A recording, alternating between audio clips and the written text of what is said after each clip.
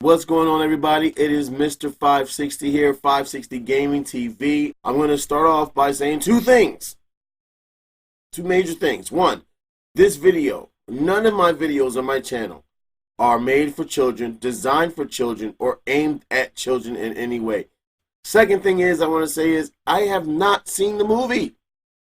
So I am not going to give a review or my take on the actual movie itself.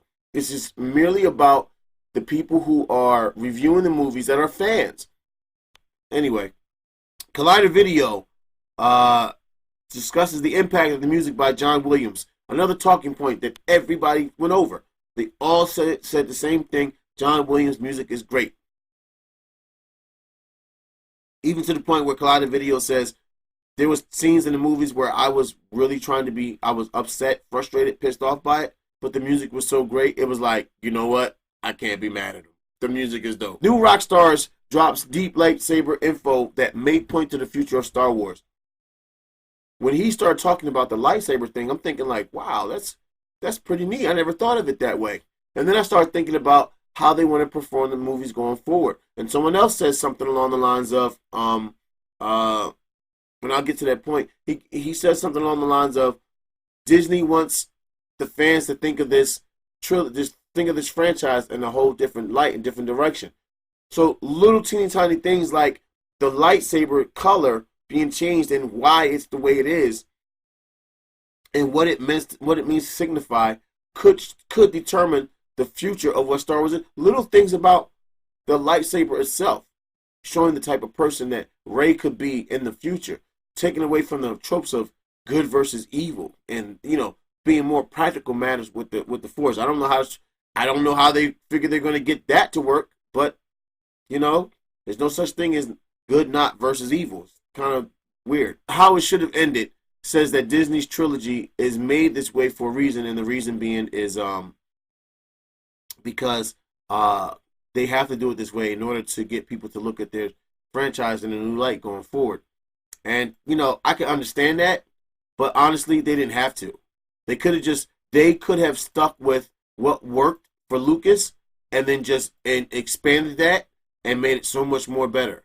This could have propelled Disney. Don't get me wrong, Marvel put Disney up there, but this could have beat Marvel. This Star Wars franchise could have single-handedly come in there and usurped Marvel's position within Disney. Single-handedly, he could have done that. Hello Greedo, on the importance of the opening crawl. I talked about this earlier. The opening crawl should be something that you can just put everything in the opening crawl and we're like good with it. It sets people's minds in a certain direction. So let's move forward. But they didn't do that. Double toasted on not wanting fan service over having a good movie. Now, some people agree with this, some people don't. I tend to sort of kind of agree with it, but I think you can give people fan service and still tell a good movie. Okay? There's plenty of movies that have done that. The Matrix trilogies, for one. They give people a lot of fan service in those movies. And then they have the video games and all other shit like that connected. That could have, The MCU. Total fan service. Yet, they're telling good movies. Not all of them are good, but for the most part, most of them are really good. Really good. Borderline great. Okay? They've done something that most companies have never, ever done before. And like I said, the MCU is heavy. The Marvel Cinematic Universe, Marvel Studios, all the Marvel movies, they are heavy on fan service. But they did it in a way that just drew from those inferences and put them in there, and they told a narrative based off of that. And I think that's what Kathleen Kennedy and them tried to do by saying the canon doesn't matter. We're just going to do what we want. Kevin Feige never said, oh, whatever happens in the Marvel comics don't matter to the movies. He said that they're not directly connected to the Marvel movies, but we draw heavily from those. So in a sense, the Marvel Cinematic Universe is like another part of the multiverse. If they would have just said, we're going to loosely base this new trilogy on the old Star Wars trilogy. We're going to loosely base it on there, but we're going to do our own things, try some new stuff. People would have been more accepting of that. But when you just told people, fuck your canon, people were like, man, fuck you. The Ringer goes deep into Star Wars canon on Palpatine's obsession with resurrection. If there's one, I think this is one of the really, the Ringers episode, their review was very, very enlightening. I forgot what the young lady's name, but when she dropped this jewel about Palpatine's obsession with resurrection, I'm like, wow, it makes a lot of sense. So when people are sitting here bitching and complaining about Palpatine being resurrected and coming back, technically, the Star Wars trilogy that ended, Part 6 was not the end. And people needed to realize that we weren't done with Part 6 because even George Lucas came out and said he wrote all 9 films. He made all 9 films. He wrote all 9 films. He just shot the middle 3 because at the time, that would have taken, based off of budget, timing, and just how the stories impacted, it would have been great. But people feel like The Last Jedi the Return of the Jedi was the final of the Star Wars saga, right? Because we know the prequels technically took place before the actual movies, but if you think it's the end, they're like, oh, it completely undermines what Skywalker did to Palpatine and all of this stuff. No, it didn't. Technically, when you think about what this girl in the Ringer says about Palpatine's obsession with resurrection and cloning, they went deep into Star Wars canon. They said they won't do it. They said it doesn't matter, but they went back into it anyway. They did it anyway. Okay?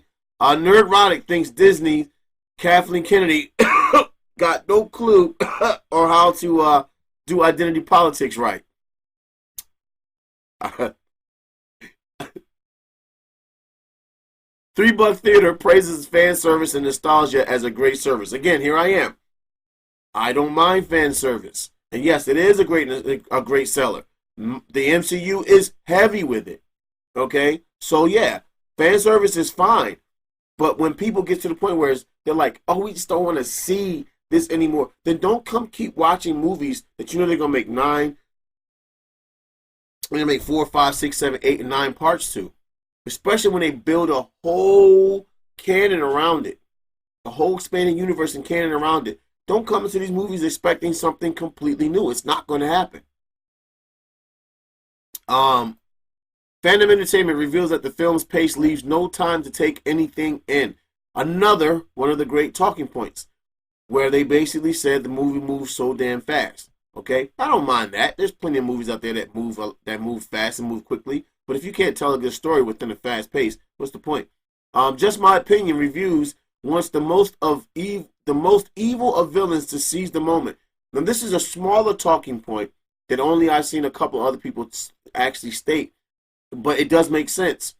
You know what I mean? When you are in a movie, when you're a villain, and you know what? I kind of think of it as maybe J.J. Abrams, because he was brought in so late, his only blueprint was to use what he would do with his serialized shows, right?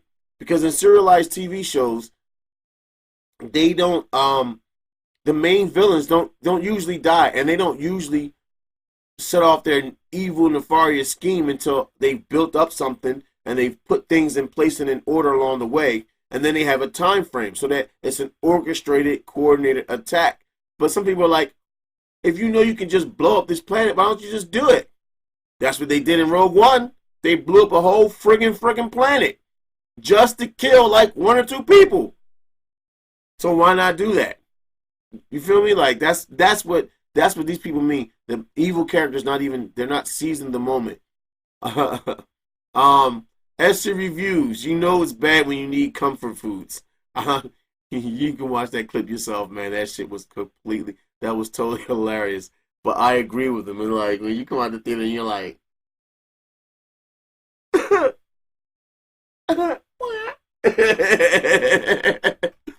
because they fucked you over. I Hate Everything doesn't hate the emotional impact that surrounds Chewbacca's loss. Here's another smaller point that no one seemed to get. No one touched down on the fact that once Leia died, and I'm talking as if I actually saw the movie, but I can understand where he came from. He said that Chewie realizes all of his friends are gone. They're all dead. What? Save for Lando. Lando wasn't really his friend. Han was his friend. Leia was his friend. Luke was his friend. They're all dead now. He's the only one out of that whole team that's left. No one talks about Chewbacca's loss. Geeks and Gamers asked a good question about the film's success at the box office. It seems as if popping $1 billion in the movies for big name franchises such as this is the precedent now. Okay? And you would think that big budget films are now the precedent of what is a box office killer of $1 billion. Nope. Joker shows you that. Joker is not a big budget film. They took what, maybe $55 million to make that film? Grossed over $1 billion. That's like 1,000 times worth what they put in. Okay? So yeah, it's not about, it's story. Story. People want stories, Disney. This is what you're supposed to be good at. This is what you're supposed to have down pat. They don't want identity politics. They want stories. Think about the people who are buying into this shit. Why did girls go see Joker? They may not have made up the biggest demographic of the movies, but every female that I saw in my Facebook newsfeed that talked about the Joker said they loved the film. Even the most staunch feminist type, I'm an independent, strong, free woman, they talked about that film like it was amazing. It was great. I haven't seen it yet. I should have, but I didn't get a chance to go see it in theaters. It's out now. I'm getting ready to get the DVD or the Blu-ray for it, and I'm gonna check that out. But $1 billion, man, $1 billion. A movie that made $1 billion. Why? Because it had a character and a storyline that people were clamoring to hear. That they haven't. Maybe they've seen her. It was a different take on the character that everybody up until that point saw the Joker as being something. They never saw his origins. No one's ever. They only talked about his origins, or they showed, except for the Batman 1989 movie with Michael Keaton. That was the only time you saw a Joker origin story. But that was towards more of the Dark Knight kind of thing. It was closer towards what the Dark Knight was doing. But anyway, my name is Simon. Echoes others about Solo being the one to rise. And I don't even have to see the movie. When people tell me something like this, it makes complete sense. The rise of Skywalker, yet the Skywalker that you have in the movie, he's not the one to rise. What kind of shit is that? Star Wars Explained gives his take on the new character Jaina. Okay, so Star Wars Explained, I've actually watched, I subbed to his channel recently, and I actually been watching a lot of his videos, not a lot, but several of his videos about, around, the different stuff from Star Wars, like the different books and the comic books and stuff like that. He does a lot. He's kind of like Comics Explained, but just for Star Wars. So he talks about the new character Jaina, and he makes a point on there that I thought was pretty dope. That he thought they were going to take Jaina to a certain degree, and that they didn't. They pulled back on it, and he thought that was cool because it's like yeah, these are the only people. These are the only, in my mind, it's like being black. They're the only black people in this universe. So why make them all related, or why make them all, you know what I mean, kinfolk, or why make them all, you know what I mean, like, hey, this, that, and the other. Like, the only relation between them, between Jaina and Finn, I think, is the stormtrooper aspect, which is cool. All right. The critical drinker also wonders why the bad guys didn't seize the moment. I already talked about that, so. But I like the way he presented it, though, the way he talked about it, versus Just My Opinion Reviews, where he did say something dope. Just My Opinion Reviews did say something dope, because he basically brought it to light. I want you guys to seize the moment. It really, for him, it wasn't even just the villain seizing the moment, just everybody seizing the moment. But I Hate Everything basically talked about villains seizing the moment. Jon Talk says this movie has no balls. And you don't know how many times I've heard people say that. People say that. And it doesn't even have to be about the fact that the movie didn't take, from what they were saying, it's not even about the fact that the movie didn't take a certain perspective or do something different. It's just that what they did, they didn't have the balls to continue to do certain things, answer certain questions, take certain things. People have been saying stuff like, there's no one of the major talking points is there's no consequences and things like that. The movie lacks balls, space balls. It's in the balls. Terrence Pop reveals a scene to me that is kind of ripped off of Men in Black. It's kind of, but when you think about it, it really is. He doesn't put the two and two together, but I did. And he talks about how Rey uses the Force to, like, you know, he does the Jedi mind trick on somebody, and that Poe and Finn are standing right next to each other, and they see her do it, and they look at each other like, "Yo, could she do that on us?" The first Men in Black movie, when Will Smith had initially joined the MIB, and he saw what's his name using the flasher to flash white people's minds, he looked at him like, "Yo, have you ever done that to me? Like, Kay, seriously, have you done that to me?" Like, it's the same thing. It makes me wonder, in the previous movies, how many people that weren't Jedi, that were part of the main cast of stories, actually saw the Jedis using the Jedi mind trick? You know what I'm saying? Like, I don't think I ever, I'm not saying there hasn't been, I just don't remember seeing it happen. When I heard him say that, I was like, yeah, that sounds like Men in Black. Okay, here's another one by Terrence Popp. He also tells us why the original trilogy formula stands the test of time. And I can let you watch that, but I touched on it earlier about how there are rules in the universe of Star Wars that they just completely ignored in the trilogies, and the recent Disney trilogies, that really it gets people upset. They've been watching these movies and reading these books and stuff for so long. They know what can or can't be done, and you're just shitting on them, saying like, no, we can do whatever the fuck you want. Mr. Sunday Movies on the cinematography of lightsaber duels past and present. I thought that was really unique because most people didn't talk about the cinematography of the lightsaber duels versus the old lightsabers duels. Maybe they have. I probably just don't remember it. But the way these guys approached it, they said, you know, it was too much head and shoulders versus full body shots of seeing people do their like in the lightsaber duels, there weren't that many, but they weren't as fantastic as the other lightsaber duels. And I've heard people say stuff about that, but just the whole thing about the lightsabers they're only catching the head and shoulders. So I thought that was cool. Left Foot Media says Disney has actively attacked the Star Wars legacy. Do you? I say yes, they have. I don't think it's necessarily Disney themselves. I think it's the influence of Kathleen Kennedy and maybe her bitching and moaning that got what she had to say right and done the way she wanted it done. And I think that the people who are running Disney have no balls. They're all cucks, especially if they're guys. They're all cucks. They're all wimps because they didn't have the balls to stand up to this nonsense and just say, no, we're not going to attack the franchise. We're not going to attack the fans. We're going to keep it moving. And you know what? Maybe it's not. Maybe it's not that Disney. Maybe there are just people in Disney who are just tired of the way things were and they want something new. But instead of them telling new stories, they just want to take what's already been there and tear this shit down. Okay? We can't build something new with all this old shit around. That's not true. That's not true. All right? That's never been the case. They've always been able to build something new off of something that's been old. You just need to know how to fucking do it. And that's why they didn't do it. Tyrone Magnus uses the Force to answer a question that could break the internet. I'm going to leave that one for you. But essentially, when he said this, I was like, wow. For someone to even ask that question, because I guess he had a live chat talk going on, but for someone to even ask that question, I was just like, in my brain, I was like, wow. I'm pretty sure people were in the chats commenting like, wow. Like, yeah, was it? Does it? You know? So I'll let you go ahead and look at that question and everything like that. But